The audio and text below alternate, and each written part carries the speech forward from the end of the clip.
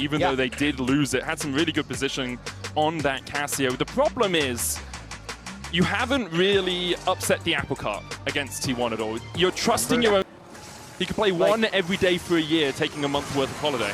As we see a massive engage down towards the bottom side. JoJo having to flash away the pillar, not catching him out on the wrong side. But with a flash chomp, Oner will get it. Takes a tower shot though as Tatu looks for the trade. Will get a 1-for-1. Keria trying to retreat. A Noxious Blast catches him out as Are You low on mana, can't land the Twin Fangs. But Tatu follows up for the double. Huge play there. He's going to go back and get himself a pickaxe and another longsword. So just the phage coming out from Oner. Yeah, so Oner will be set back a little bit, and here comes Keria just swooping into the bot lane. Are You has to flash, but Keria, Precision Protocol into a Dark Sphere is enough. I think Are You just sacrificing his own life, and we're going to come out to another fight. Doran getting hit here by Tatu in the flash in from Guigo, enough to get Tatu on a killing spree on this Lee Sin. 3-0 now, being top beam about 5 seconds ahead of his support, has started up the Drake. Keria spotted out with a Noxious Blast, Twin Fangs starting to put their venom into the back of that Camille support, who jumps away. The miasma grounding, not quite there in time, but he's got no flash and no place to go, nowhere to call home, as Keria feels the sting of the Twin Fangs.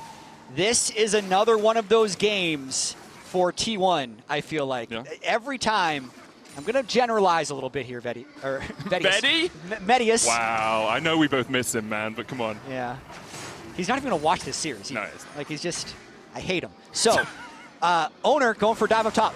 Subjugate here is going to do a huge amount of work. Guigo tries with the decimating smash, but gets knocked out of it. Great play by T1, perfectly executed. I think the point I was making before is JoJo's actually looking to maybe contest this as a level 4 rel because Tatu is on a cliff. So Tatu would love to fight. Tatu goes in. JoJo here as well. TP from Guigo as well as Keria looks for it. The shockwave's going to land on 2 though, and you just can't give Faker this Orianna. The shockwave pulls them back, and Peyz secures the second. Guigo now in for a world of hurt. He's in the belly of the beast, and he can't find a way out. A double for Peyz as T1 assert their dominance into the Sign, into the Lee, into the Rise. All of them going to have those shields as Keria dashes away from Tatu, who once again can't find purchase on that Camille.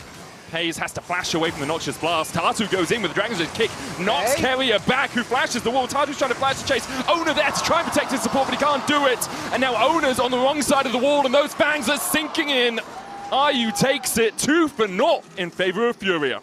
FURIA's got hands for now and for the foreseeable future because he's already this good, and he's still 20 years old. That Rookie of the Year was last year. In the LTA South before they renamed back to the CB LOL. And even in situations like this where the team isn't doing amazingly, he's probably not even that happy about this game because he died kind of corralled under this turret. T1's threatening a dive. If they get a stun or have the right angle, they would go for it. Yeah, Shockwave was used on Tutsz there. Takes him down to about half HP, but doesn't find as much of an advantage as T1 wanted. FURIA will all back away. Other than with effective health bars, as Doran is able to take that from those kills, but a lot more from the minions and from those tower plates. And now with that first turret complete, Rift Herald is on the map, and I feel like where T1 want to form the next battle lines as JoJo goes forward, crashes down, does get a good 2-man stun.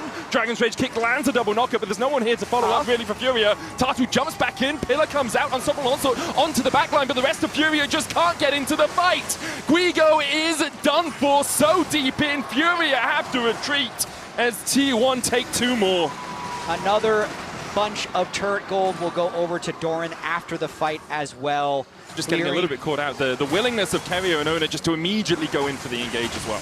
Absolutely, and once JoJo's down, it's probably time to... That's a possibility, but then you only have 2 damage sources, or 2 big damage sources as opposed to the 3 that you do really like. FURIA not going to contest the Dragon, which means we don't have to see that Rift Herald play for the pressure in any of the lanes. T1 will just secure it. Their first Dragon of the game. A long way before we see the Soul, and I doubt we'll get to that point of the game if we continue on this trajectory. Deep socket wrench ready to go for this situation, you know? So the Realm Warp comes in from Tutsz, and Keria and Faker force him away. Rift Herald has been channeled as we see a good kick back onto Doran. Decimating Smash not going to connect with the knockup at least, and Oner is coming in from the side, and now with the pillar, Doran able to walk away. Peyz charging in, the Herald gets rid of the Decimating Smash. Tatu down to half HP. Guigo the same as he flashes away the Unleashed Power. Won't be enough to kill him off. Tutsz still looking for more as Oner almost eats an overload. T1 forced to be slightly more on the... Yeah. A major item. A major item, which I think is termed... If I'm wrong, I'm going to get ripped apart here. So I hope chat is spamming the correct name for this. As they're going for Keria, actually. Yeah, but Keria sidestep's good enough just to walk away from this. Not much for FURIA to play around as the shockwave goes down. Faker trying to chase out Tutsz. Good flash and kick back onto Peyz, and with the fangs coming in, Peyz will fall. Tatu trying to survive, but Keria and Oner take him out. A 1-for-1 exchange. Guigo does use his teleport. Right there into the Casio. Time is pushing bot lane and lining his wallet with even more gold. I thought he was done for. I thought he was dead, but the subjugate, the spirit visage, so much healing. Right before this fight, I was looking to see if anyone on the side of FURIA had any type of healing reduction, because if the Trundle with the spirit visage is able to ult the Scion, he's nearly unkillable. And that was actually what happened. It was 4, maybe 5 members of FURIA wailing on him, and they still couldn't kill him through the healing from that Scion subjugate he had. So that really hurts FURIA. Because into this game, and they saw the window, they jumped through it. They landed safely, but without the prize that they were looking for, as Keria goes with a flash onto Tutsz here. Oner there as well with a shockwave across the wall. Tutsz is going to flash the wall, but the ignite enough to kill him. Alongside that subjugate, and now Tatu, JoJo, and IU are on the run. When to find these picks. They know when to back away from a play. They understand, hey, we can take this fight a little bit slower, because as soon as the subjugate's used, we do need to get out, and we'll position in a way that allows us to get our tank out. They do still make mistakes, obviously, and they've made quite a few this game, but they don't go down without a fight. They really don't. Because up will be T1's third. Ocean Soul on the horizon now. The LCK number 2 seed as JoJo steps forward. The heal comes out, but look at the damage from T1. Shockwave and unleashed power enough. It's a good story to listen to, isn't it, you fan, dude? T1 is the greatest team of all time, though. There's no shame in this. They really are. Oner steps forward. Flash shockwave from Oner. The Magnet Storm catches him out for now. Tatu tries to dodge away and will manage to survive to fight another day. All of FURIA get out of the flash shockwave combination. Wow, nobody dies, but it does not stop this T1 push. With the grubs, everyone up here has to run back to base, so T1 is able to completely break open the base. Getting that inhibitor down is huge for them, gives them that mid lane prior always, and allows them now to look towards that Baron. If that is their key objective. TP coming behind. Guigo. Unstoppable available. Tatu forced to dash away with the safeguard. JoJo being kept at bay by Peyz, and Guigo's in the middle of 4 right now. Needs the rest of his team really to be able to catch up. Keria dives in with a Hexagon ultimatum. Guigo down to half HP. Tutsz getting forced away by the enemy support, and Oner's there to help out his bot lane. Faker kills Guigo, and in the end, it was try and try again for FURIA, but T1 were having none of it.